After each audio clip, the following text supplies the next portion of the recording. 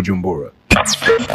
You're now tuned into the number one hottest radio station in Bujumbura, 94.9, baby.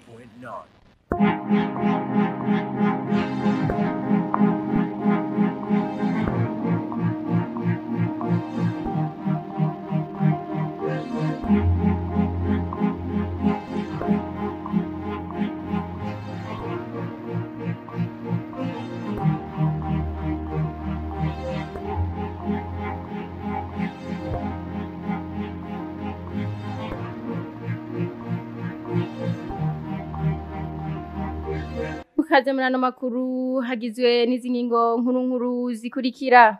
Abamenyesha makuru baributswa ko kizira kumenyesha ibiharuro byavuye mu matora mu gihe umugwiseni uzobutarabishikiriza.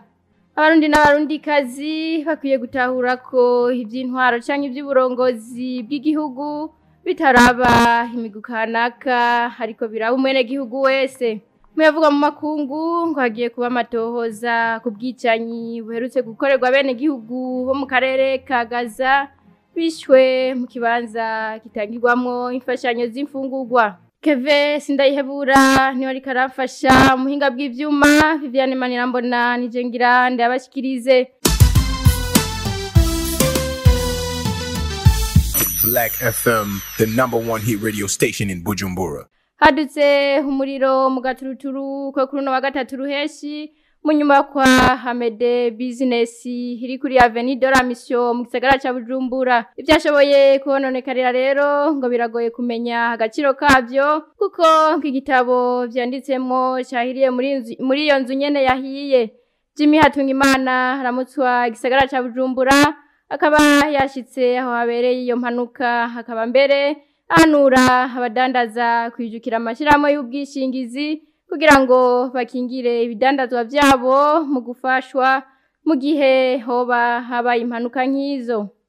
Uko nayimejeje kubivuga mu ngingo nkuru rero umugwiseni ujejwe amatora uributsa abamenyesha makuru ko kizira kumenyesha ibiharuro vyavuye mu matora mu gihe mugwi uzobutarabishikiriza. François Bizimana umuvugizi huo mugwi havuga ko bibujijwe n'itegeko rigenga amatora akaba yabishikirije kuri no wa kabiri ruheshi mu nama ubushikiranganje mu byo bujejwe harimo kumenyesha makuru bwagiraniye n'abarongoye bimenyesha makuru. Tega yompi François Bizimana.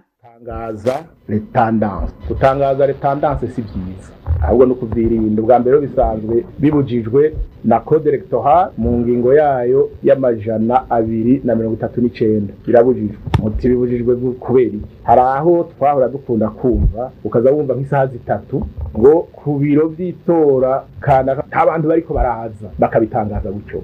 Aheza kubivuga hajya hakubikirenge bagaca baza rero bakuzura n'imirongo ikabura ikwiye. Wa undaheje gutangaza ivyo ntagaruke ngo avuge ati kumwe nayi nabivuze ubwa mbere bahavuye baza. Aho rero bivuze gutyo birashobora kujuragiza abo nyene bari baje gutora cagira ati none jeho ngira iki ko wumva atanumwe ahari. Arico gituma rero mwibwirizwa haciye handikwa yuko kizira yuko abamenyesha makuru batangaza makuru mwe nayo batayahawe n'abafitiye uburenganzira bo mu mugwi seni. Nayo mwishirahamwe rihamagarira abarundi guhindura ingendo Parseme bo ngo suko babibona. Faustin Ndikumana haramutswa Parseme avuga ko ibiro vy'itora vyigenga rero ngo umenyesha makuru hashoboye kumenyesha ivyabaye kuri ivyo biro yategerezwa kubimenyesha. Faustin Ndikumana agatera kamo leta ko gukorera mu muco mu gihe c'amatora ari ikintu gihambaye cyane. Tega yompi Faustin Ndikumana. Leo ibinyamakuru bifise uruhara ntangere ku musi w'amatora na cyane mu guteza imbere amatora abaye mu muco. Ibinyamakuru nico cirore cyo gukorera mu muco ku munyagihugu umuntu wari we wese. Abantu nibo kwiragira hose mu gihugu umenyesha makuru rero kamaro kibone ntangere. Ubugira kabiri mukabanya abamenyesha makuru babwiza gushika hose ariko harabera amatora.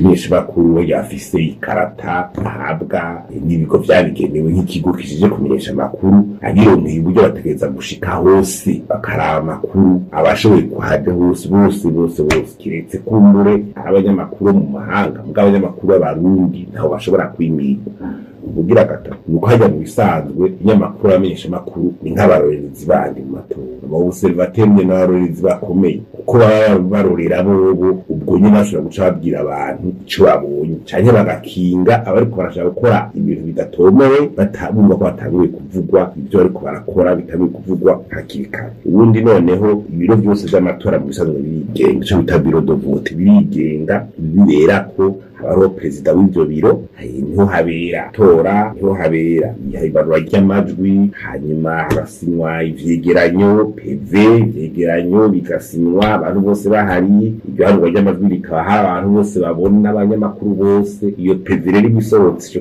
cegeranyo kiba cerekanye ingene amatora yagenze kuri ivyo biro birigenga aho nta na seni kuko ni ibiro vyigenga kandi n'ivyo kuhabera bibonwe na bose aho umunyamesha bakora ashoboye kuvuga ibyaye kuri iyo biro agatomo akashikiriza ibijanye n'iyo biro bari uburenganzira ni inkuru ababonye kuko ivyo biro naho ategerezwa kubivogera ni inkuru rero abarose kandi n'abandi bantu babakeneye dutera kamo leta yuko kumenyera gukorera mu muco by'amatora ikintu ca mbere gihambaye ko amatora abana atabera mu muco ingorane z'umazugariza abanyagihugu bice bigaragara ko umenga abantu barondera inzira zo kumure zo kwigumiza ku butegetsi kandi kumure batabashoboye gukura igihugu mu kaga ivyo rero biratera bikazana ibibazo nico twokwita imitima mibi ikugariza abantu bakabona abantu batekanye ibintu n'amarame kumbe ngo ni yororo kumbe imitima y'abantu iriko iratunga abamenyesha makuru nyene basabwa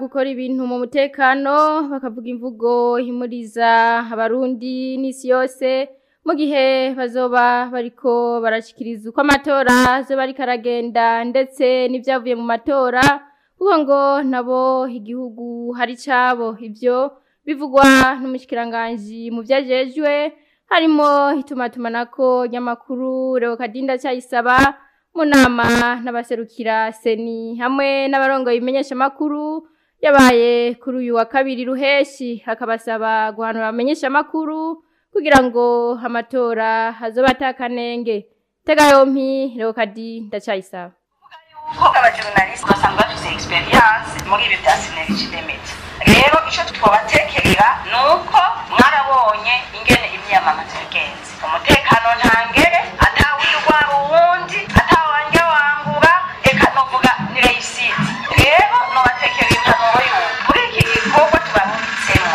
n'ukuri turabasavye muzoba muriko murarabwa mwumvirizwa n'isi yose nidushaka yuko aba umujournaliste azogenda kuvyonga tareke turasavye yuko mwovuga imvugo ihumuriza abarundi n'isi yose izobikira bumviriza muramutse muvuze ibintu bijyanisha abantu no kuvuga yuko na mwebwe iki gihugu mwagitabagura icyayi sibyo tuvugana nk'abarundi shetani ni umwasi w'abantu ni umwasi w'igikorwa cyiza arashobora kuza akitabikamo mugabo ntitubyifuza ico bituma tubaprepare n'ahakiri kare kugira ngo namwe muvyitegurire muhanuga abajournaliste banyu kugira ngo amatora azobe meza nk'uko tuvyifuza kandi atagira akanenge. Black FM, the #1 hit radio station in Bujumbura. Abarundi n'abarundikazi bakwiye gutahura neza kw'ivy'intwaro canke ivy'uburongozi bw'igihugu bitaraba imigwi kanaka ariko biraba umwene gihugu wese ivyo nibivugwa na Dieudonné Nahimana yitoza nk'uwigenga mu kiganiro yagiranye n'abamenyesha makuru kuri wa kabiri ruheshi 2025 Dieudonné Nahimana agahamagarira abazoba batowe guhindura ingendo bagaserukira vy'ukuri abazoba babatoye. Frère Bernice ashakiye no yaduteguriye ino nkuru. Ngo cy'ukwezi hari imyamamazo y'amatora y'abashinga amateka n'abajenama b'amakomine witoza yigenga Dieudonné Nahimana yagize icyo ashikiriza ku vyerekeye iki kiringo c'imyiyamamazo aho yagiye aranishura no ku bibazo bimwe bimwe yagiye arabazwa. Ku kibazo cabajijwe ku vyerekeye igitoro, Dieudonné Nahimana yishuye avuga ko abenegihugu bakeneye insiguro y'igituma ata gitoro gihari, ngo bakeneye kumenya insiguro y'aho vyapfiriye kugira ngo hatogwe umuti w'icokorwa. Akavuga ko kandi ko hamwe yotogwa yorondera ababijejwe bose akababaza hama akabona gutanga insiguro ku barundi bose ikibazo aho gihagaze. Ikintu abarundi bakeneye umwanya imbere y'iko baronka igitoro, bakeneye insiguro y'igituma atagitoro gihari. Kino cyo kintu cya mbere. Ahantu hose ibintu birabura ku isi, siyo hambere banyura buzi ibintu uga kwicara utazi byapfiriye habuze iki twokora iki twese nk'abarundi kugira ngo bitorege umuti. Ico nico kibazo, ico je niyo ngorane mfitaniye n'umuntu wese yitwa umushinga amateka canke ubushinzwe kunserukira atigeze agaruka kumbarira ati byavuye aha, kibazo kigeze aha, gishobora gutorega umuti imyaka 5, turatora inyishu 2 ku munsi hanyuma ariko bigenda gute. Nibaza ko ikintu ca mbere no kwihutira igihe no bafise ubwo burenganzira nk'umushinga amateka nuko abijejwe bose ngerageza kwicara nabo kubarondera gutahura hanyuma nkasigurira abantoye n'abarundi kazi ikibazo niki, mwihangane canke tumenyere tugende n'amabisi canke tugende n'amaguru canke tugerageze ingufu zose haboneke uburyo bukwiyunguruza budasaba igitoro, ariko habeho ijambo rivuzwe n'umuntu yatohoje akamenya ikibazo icari. Ku kibazo kindi naco cabajijwe ko kubigenga nabo bafise indorerezi mu biro vy'itora, Dieudonné Nahimana yishuye avuga ko intonde z'indorerezi zigera ku 1300 zatanzwe muri sepi kandi ngo baramaze no kwemererwa kuzoba bacungera nabo babone ingene amatora ariko aragenda. Mbega murafise bazobaserukira mu biro vy'itora? Yego, muraza yuko twaramaze gushikiriza liste muri CEPI yaramaze kwemerwa, bariko baradutegurira ama accreditation mu kitigira imperuka neza. Nibaza ko twashikirije tushikana ku 1300 n'abakeye barenga. Ntiduzokwira kumbure 100% ama bureau de vote yose uko ni menshi, ariko henshi tuzogereza kwa dufise bazoduserukira twarabaronse, kandi baza ko turi muri bake bafise benshi bashoboka kugira ngo baze kuraba yuko amatora ariko aragenda neza hanyuma tubwiye ingene vyagenze. Ko Dieudonné Nahimana yari yitoje nk'uwigenga mu kibanza c'umukuru w'igihugu mu 2020, ubu naho akaba azitoza nk'uwigenga mu bashinga amateka, aho n'icivugo ciwe kivuga kiti Burundi haguruka ukayangane. Freki Bernice ashakiye ndamushimire. Muyavugwa mu makungu, Antonio Guterres umunyamabanga mukuru w'ishirahamwe mpuzamakungu ONU avuga ko hagiye kuba amatohoza yigenga ku bwicanyi buherutse gukorerwa abenegihugu bo mu karere ka Gaza bishwe barenga 30, abandi nabo barenga 140 barakomereka mu kibanza gitangirwamo imfashanyo z'imfungurwa. Ivyo Antonio Guterres yabishikirije kuri no wa kabiri ruheshi. Iyi nkuru rero tukaba tuyikesha iradiyo y'Abafaransa RFI tukayishikirizwa na Nobel Nahayo. Uvugwa abantu barenga 30 bahitanywe n'ibitero vyakozwe n'abanyisirayeli ku banyagihugu bariko bahabwa agafashanyo k'ibifungurwa mu karere ka Gaza muri Palestina. Umunyamabanga mukuru wa ONU Antonio Guterres yamenyesheje ko atanguye amatohoza yigenga kuri ubwo bwicanyi bwakorewe abo banyapalestine b'abanyagihugu b'inzira karengane. Kubwo abaharanira agateka kazina muntu bo bemeje ko ico gitero Isirayeli yakoze mu kurasa abo bantu cahitanye n'imiburiburi abantu 31, 176 nabo barakomereka ahegereye ihuriro ry'ahatangirwa iyo mfashanyo y'ibifungurwa mu ntara ya Rafah mu bumanuko bwo mu gice ca Gaza. Amasanamu yerekanywe n'itororokanizo ry'amakuru rikorera mu Bufaransa AFP yerekanye abantu bariko baratwagwa bapfiriye muri ico gitero hamwe n'abaganga begereye bamwe mu bakomeretse bariko bagerageza kubavura bakomerekejwe n'amasasu. Kuva mu mezi 20 izo ntambara zitanguye igaza bavuga ko bagwanya umuhari witwa Hamas wo mu idini rya Islamu muri Palestine. Mu kwezi kwa gitugutu mu 2023 igisirikare ca Isirayeli cyo kirahakana civuye inyuma ko kitigeze gitumbera abanyagihugu ngo kibarase ataco bazira canke ngo gitumbere ikibanza cagenewe fondation GHF. Iyo nayo akaba ari fondation iharanira agateka kazina muntu muri Gaza ishigikiwe na Leta Zunze Ubumwe za Amerika ndetse na bamwe muri Israeli. Nobere nahayo harakenuye. Harero nto turangirije amakuru twari twabateguriye. Ndabashimire cyane mwebwe mwarimu yateza abiri. Shimire Keves Ndayihebura yari karamfasha mu buhinga bw'ivyuma. Viviane Manirambona niko ndabashikiriza ndabike banure mu bandanye muroraniko. Black FM, the #1 hit radio station in Bujumbura.